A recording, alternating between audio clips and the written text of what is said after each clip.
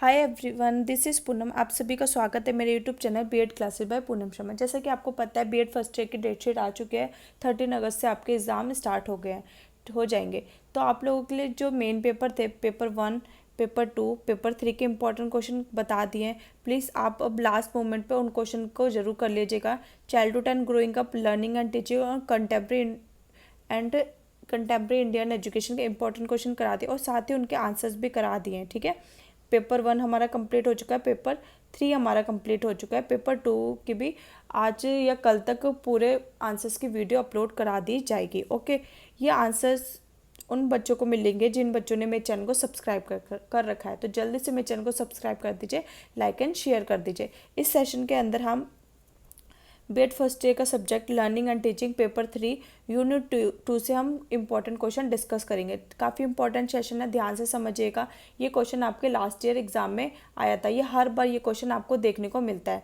कभी आपसे टॉपिक पूछ लेता है, ठीक है, शॉर्ट नोट पूछ लेता है, कभी आपसे डिफरेंस पूछ लेता है इसमें। ठीक है, ये क्वेश्चन ज़रूर आपके एग्जाम में देखने को मिलता है। ठीक है, तो ये क्वेश्चन है क्या, आपसे पूछ सकते हैं अनुदेशन क्या है, इंस्ट्रक्शन क्या है, प्रशिक्षण क्या है, ट्रेनिंग क्या है, इंडोक्ट्रिनेशन क्या है, प्रतिपादन क्या है, या फिर आपसे पूछेगा इनमें अंतर स्पष्ट कीजिए एजुकेशन को लेके। ठीक है, तो हमारा पहला क्वेश्चन क्या है, एजुकेशन शिक्षा और अनुदेशन में अंतर स्पष्ट कीजिए। ठीक है, तो शिक्षा क्या है, शिक्षा का जो क्षेत्र है बहुत बड़ा क्षेत्र है। इसके अंदर ही क्या आती है, आपकी टीचिंग आती है। ठीक है, टीचिंग के ठीक है, इसके अंदर ही आपके क्या आते हैं, टीचिंग के अंदर आपका क्या आता है, इंस्ट्रक्शन। ठीक है, जो टीचिंग का ही पार्ट क्या है, आपका इंस्ट्रक्शन है। जो इंस्ट्रक्शन जो पार्ट है वो आपका क्या है, नैरो है, छोटा है, संकीर्ण है।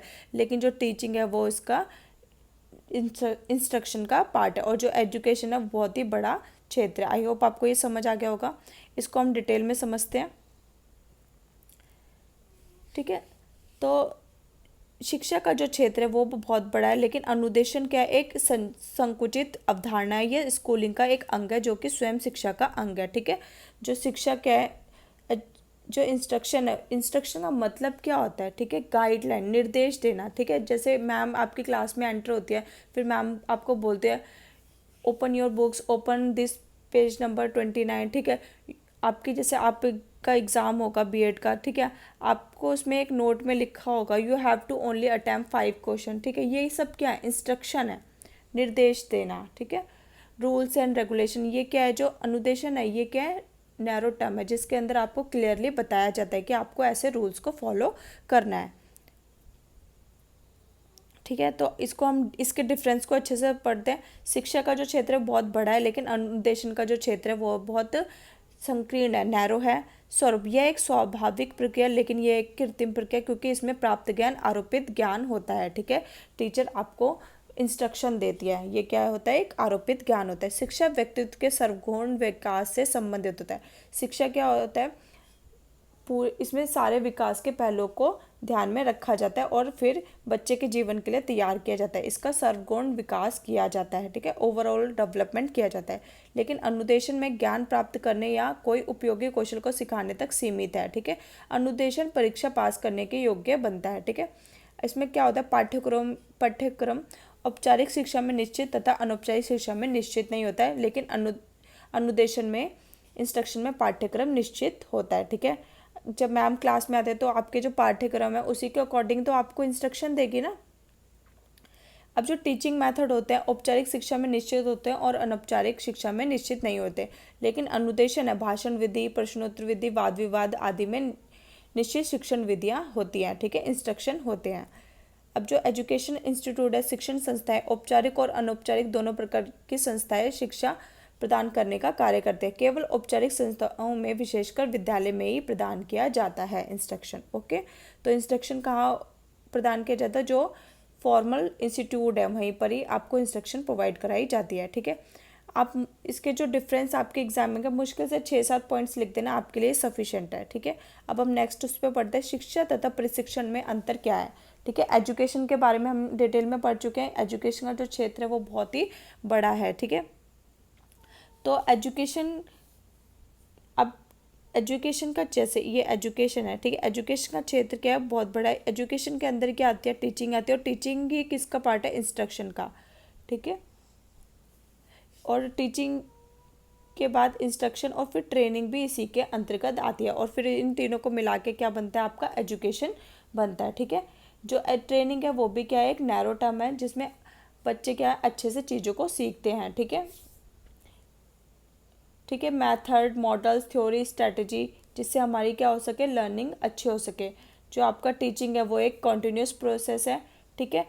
अब ट्रेनिंग में होता क्या है, जो भी फिजिकल टास्क होते हैं वो ट्रेनिंग के अंतर्गत आते हैं।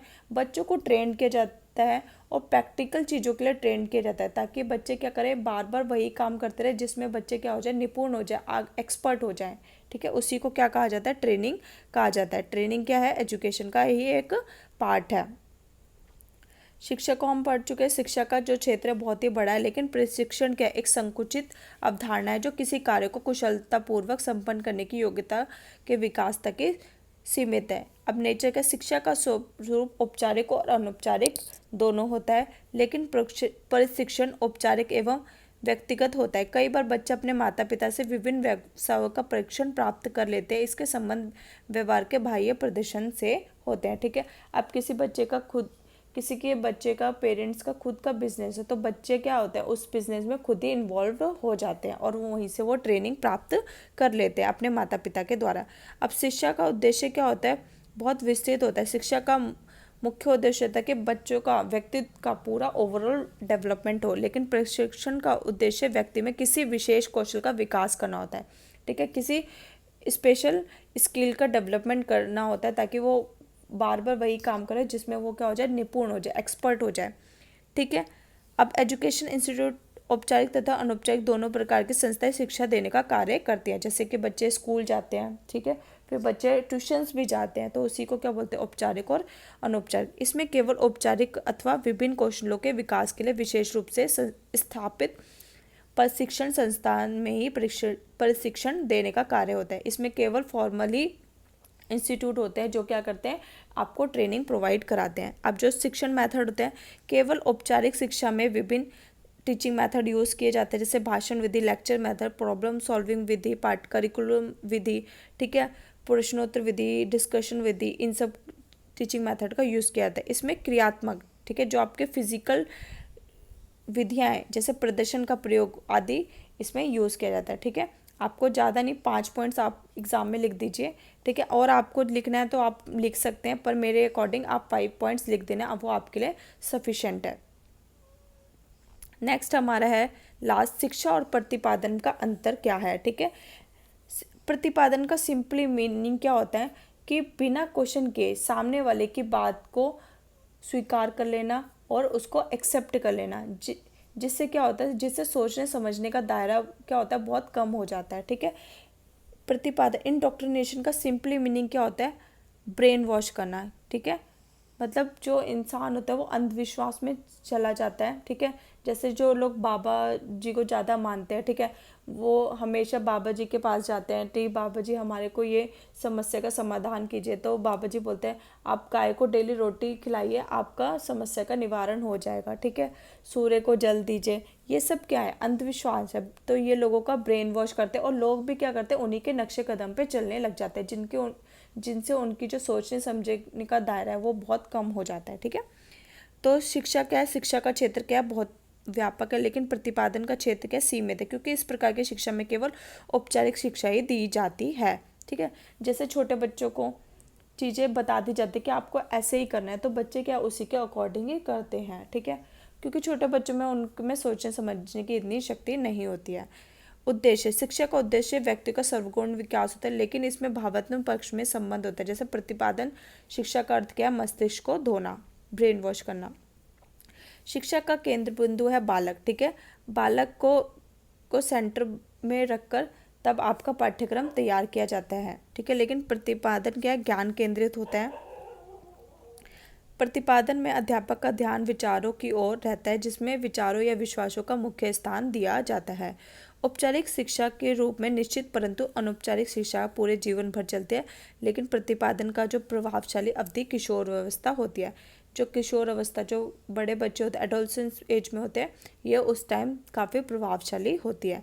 बालक शिक्षा का प्रभाव मेधावी बुद्धि वाले व्यक्तियों पर अधिक होता है, लेकिन प्रतिपादन का जो अंधविश्वास में कौन लोग अपनाएंगे, जो कम बुद्धि वाले और व्यक्तियों पर अधिक सफल होता है। जिसके अंदर कम बुद्धि है उन्हीं पर ही ये प्रतिपादन व्यक्तियों पर अधिक सफल होता है। ठीक है। रीजनिंग, शिक्षा में स्वतंत्र विचारधारा तर्क का स्थान होता है। बच्चा जो सीखता है और सोच विचार करके कसौटी पर कसकर उतरता है। ठीक है। लेकिन प्रतिपादन में क्या होता है, अंधविश्वास पर ज़्यादा जोर देता है। इसमें शिक्षा में तर्क का कोई भी स्थान नहीं होता है। आप इसके 6 पॉइंट्स अपने एग्जाम में लिख देंगे। ठीक है।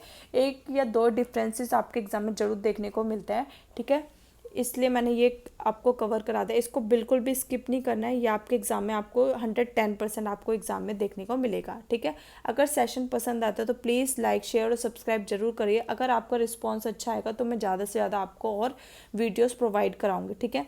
तो सेशन को ज़रूर सब्सक्राइब कीजिए, करा कीजिए और लाइक भी किया कीजिए। ठीक है। मैं देखती हूँ वीडियोस पे व्यूज़ तो अच्छे आते हैं, 100 आ गए, 200 300 वीडियोस पे व्यूज़ आते हैं, लेकिन लाइक देखती हूँ तो सिर्फ किसी वीडियो पर 10, किसी पे 15। तो ऐसा मत कीजिए प्लीज़, वीडियो को ज़रूर लाइक कीजिए।